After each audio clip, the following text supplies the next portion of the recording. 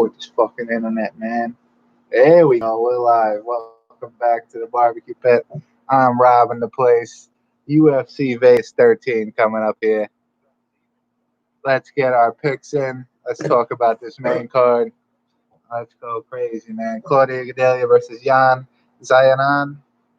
Gadelha 18-4, 7 submission wins, 2 by TKO. Never been finished in her career. Currently on a 2-fight winning streak with TKOs over or decision wins over Ronda Marcos and Angela Hill. 7-4 in the UFC.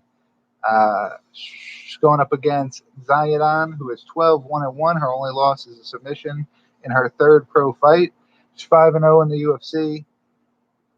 She has a decision win over Caitlin Curran, Vivane Piera, Ciara Kondo, Angela Hill, and Karolina Kowalkiewicz. All 5 of her wins, all by decision. I'm going to go with Jan Zayadan in this one. I think that's a tough fight for Claudia Gadelha, especially a person who goes to a decision for the most part. Not going to be putting a lot of output against Zayadan, and I think that's going to be the detriment to Claudia Gadelha in this fight. I'm going to go down Zayadan, more than likely by decision. Hani Barcelonos versus Khalid Taha. Taha is 13-2-1. Last fight was a win over Bruno de Silva, which was overturned to a no contest because Taha tested hot by USADA. That was October 2019, so this, of course, being his first fight where he is eligible to come back. He is 1-1-1 in the UFC with a TKO over Boston Salmon and a decision loss to Nad Naramandi. 9 wins via TKO, and he has never been knocked out in his career. He's only been submitted 1 time, whereas Barcelonas is 15-1, 8 wins by TKO. Only loss was a submission loss to Mark Dickman, RFA 2014. He is 4-0. Oh, geez. What is going on there?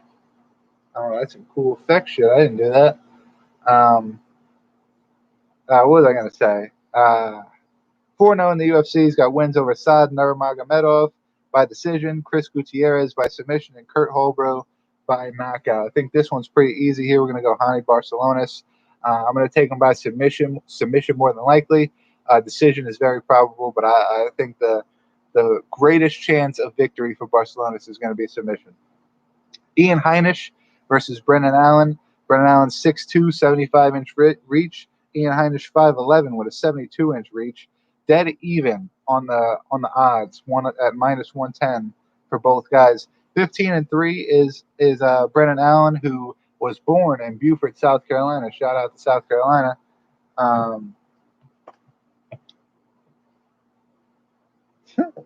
And let's see, 8 wins by submission, never been knocked out in his career. He's only been submitted once.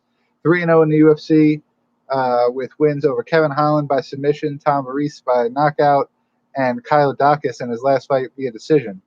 His last loss to Anthony Hernandez was way back in January of 2018, prior to the UFC. He's on a 7-fight winning streak. His only 2 other losses, other than the Alexander Hernandez, are to Trevin Giles and Eric Anders, who are both, pretty damn good UFC fighters right now. It's not like he lost to no names back in his career. In his early days before the UFC, he lost to UFC caliber middleweight. So this guy's ready for the big time. We've seen it with his win over Kevin Holland. We've seen it with his win over Kyle Dacus. He's going against Ian Heinisch, who's 14-3, 5 TKOs, 2 submissions, never been knocked out. He's only been submitted once by Marcus Perez, 2017.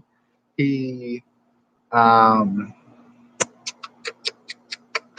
got wins over. He's 3-2 in the UFC. Wins over Cesar Ferreira by decision, Antonio Carlos Jr. via decision, and then Gerald Meerschaert, his most recent fight, via TKO. His 2 UFC losses were to Amari Akhmedov and Derek Brunson. I think I'm going to go Brendan Allen here. I think it's going to be a clash of 2 different styles, whereas it's going to be stand and bang brawl type from Ian Heinisch, and Brendan Allen is, he's got the takedowns, he's got very good grappling, and his stand-up, he likes to be more calculated with his stand-up more than just throw caution to the wind. So Brendan Allen's going to get my pick here via TKO or decision in that fight. Andrei Arlovski, still fighting, is going against Tanner Boser. Boser's 19-6-1, 10 wins via TKO. 1 loss via TKO. Never been submitted in his career. He's on a 2-fight winning streak with a knockout over Felipe Lenz and Rafael Pessoa. 3-1 in the UFC. His only loss was a decision to Cyril Gagne, who's an up-and-coming star, going to be fighting Junior Dos Santos coming up. Arlovski's 29-19-2, so obviously we got experiences on Arlovski's side, but also, with experience comes age. That's not really a good thing in fighting. 17 wins via TKO, 11 losses via TKO. His last fight was a decision win over Felipe Lenz, 3-4-1 since 2018. His no contest was a loss to Walt Harris, which was overturned because Walt Harris got popped by USADA. Boser's coming into the fight minus 275. I think the matchmakers got it pretty good there. Boser, the younger, hungrier guy, more explosive guy, where Arlovski, especially as of late, has looked more like a tentative point fighter. He wants to get decisions. He wants to out kickbox you to a decision. Whereas Boser, I don't think he's going to be that tentative, and I think he's going to come out a lot quicker than Arlovski is. Going to put a lot of pressure on him, and he just might finish Andre Arlovski. I'm going to go with TKO Tanner Boser. Thiago Santos versus Glover Teixeira is a very, very hard fight to judge here. Santos 21-7. His last fight was that split decision loss to John Jones for the title back in July of 2019. He's 8-2 since 2017. Only losses were to John Jones and then a knockout by David Branch in his middleweight times. He has wins over Anthony Smith, Kevin Holland, and Eric Anders, all at middleweight. Jimmy Manuwa and Han Blachowicz, the current title holder, via TKO at light heavyweight. Teixeira is 31-7, so very similar record, 10 more wins for Teixeira. Never been submitted in his career, only been knocked out 3 times, 18 of his 31 wins by TKO, 8 by submission. He's on a 4-fight winning streak at the moment with a submission over Carl Robertson, submission over Ion Cutelaba, however you say his name, split decision over Nika Krylov, and a TKO over Anthony Smith in his most recent fight. 6-2 since 2017. So very similar. Everything about these guys is very similar. Santos has got a great grappling background that's not really looked upon as much because he has crazy power in his striking, whereas Glover Teixeira kind of uses his takedowns and his ground and pound to finish fights. I was surprised to see 18 wins by TKO or knockout. I think most of those, if I could recollect correctly, are coming by just ground and pound, wearing you down on the ground and being able to finish it with those punches. 8 submissions to 18 knockouts. I definitely wasn't expecting to see that. I'm going to go Thiago Santos. I think Santos is one of the best light heavyweights in the world. He got injured with Jones.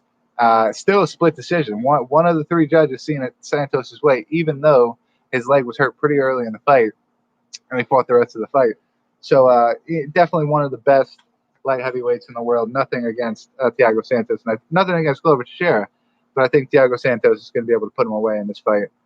We also have Trevin Giles versus Bavon Lewis, Max Griffin versus Remez Bahamas, Darren Elkins versus Luis Gagori, Marcos Rogero de Lima versus Alexander Romanov, Felipe Corrales versus Gustavo Lopez, which I believe Felipe Corrales is out of that fight. Let me go see who he will be fighting. Let's see. Just got announced maybe an hour ago. He will now fight Anthony Barichak this weekend. Felipe Corrales has COVID. And then Giga Chikaze versus Jamie Simmons, but it's not Jamie, it's Jamey. Simmons, newcomer, UFC newcomer. Great card ahead of us, so we're going to preview the Contender Series card, which actually just took a little bit of a hit.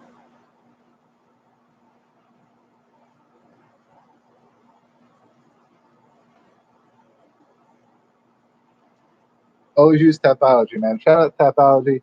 Real good with all information that is MMA. Pretty much anything you need, you can find it on Tapology. Shout out to those guys doing real big things. The one fight that got taken off, was it this Oscar Ivan Cota versus Jared Bandera? Nope, Bandera's got a new opponent. It was a woman fight. I don't know why it's not here. It should be in the canceled fights. Either way, can't find it. But Jared Bandera is going to be fighting Henry Hunsicker. Henry Hunsicker 6-2. Bandera 10-4. Vince Murdoch 12-3, going against Luis Saldana 13-6. Murdoch, I could have swore was in the UFC already. Let me look at this. Bellator. No UFC. I could have swore I heard that name before, man. No Contender Series. No, just one Bellator fight. I don't know. I don't know why. Maybe Murdoch, another Murdoch, or something like that. But I could have swore somebody like that was named in the UFC. Agansno Banmondones versus Edson Gomez. Edson Gomez 6-1, and Agansno 10-3. Main event: Carlos Olberg versus Bruno Oliveira. Oliveira 8-1. Olberg 2-0. So I would highly doubt that Olberg even gets a contract if he wins. Being 2-0, lack of experience might get a developmental deal, but we will see. I've never seen somebody with a 2-0, 3-0 record, besides maybe women, fight in the UFC. So very interesting to see what happens there. That will be tomorrow night. Turn into ESPN Plus, Dana White's Contender Series. Don't miss it. This weekend, I believe, also ESPN Plus. Teixeira taking on Thiago Santos. Make sure you tune into that. Bellator's got a card this weekend as well, but that's taking mad hits because of COVID. I think Corey Anderson will be making his debut against Melvin Manhoff. So, if you're a fan of MMA, not just a fan of the UFC, definitely check that fight out. That's going to be a good fight. But until next time, guys, meet me back here next Tuesday. We'll be going over the card for my birthday card, November 14th. Great cards. I believe Abdul Rock Hassan just got added to that card versus Chaos Williams. So that's going to be a good fight. Everybody make sure to check in, go over the picks for that one. Until that time, lock your doors, stay sunny, Philadelphia. We'll see you next Tuesday, motherfuckers.